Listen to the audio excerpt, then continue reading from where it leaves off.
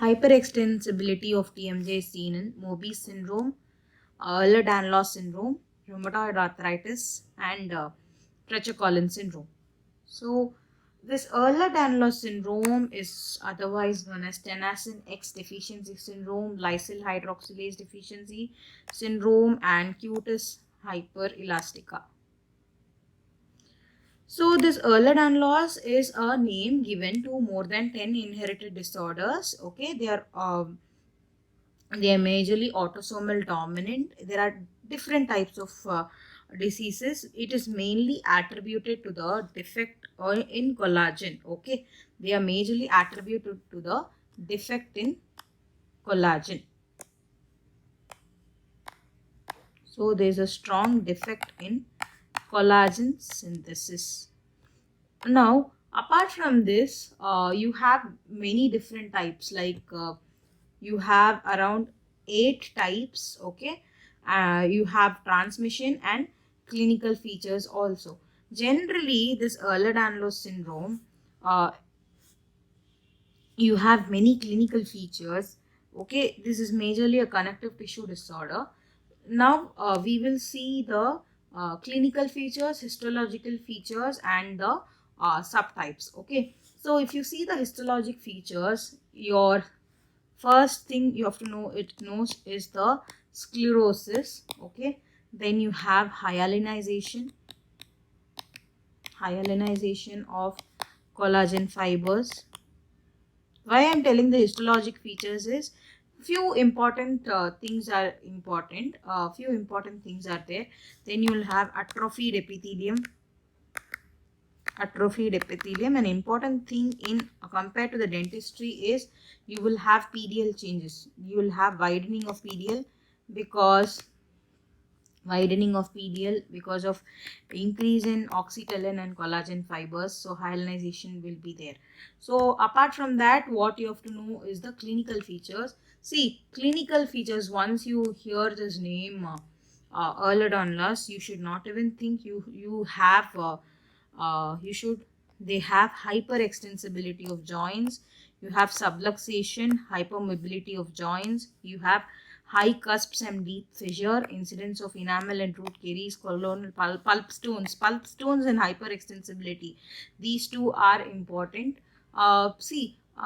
Apart from that, you will have fragility of the skin and blood vessels resulting in excess bruising. Okay, that is excess bruising. Even if you extract, you will have ample amount of blood, more amount of blood. Okay, the hyperextensibility of skin and joint is very striking in type 1 and type 3, but they are very limited in type 2 and type 4. This EDS, no, Ehlers-Danlos type 4 is known as ecchymotic type.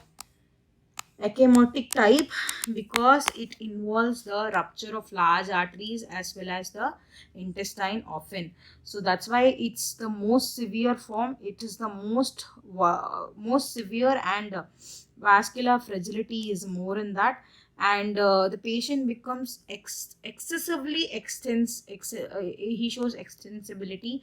So we know we call the syndrome as rubber man syndrome. Rubber means they can flex at all sides. And one more thing, you have hypertelorism,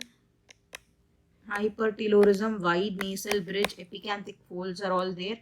Then one more important sign is your Garland sign. Your tongue tip can touch your nose. That is extensibility. That is one thing.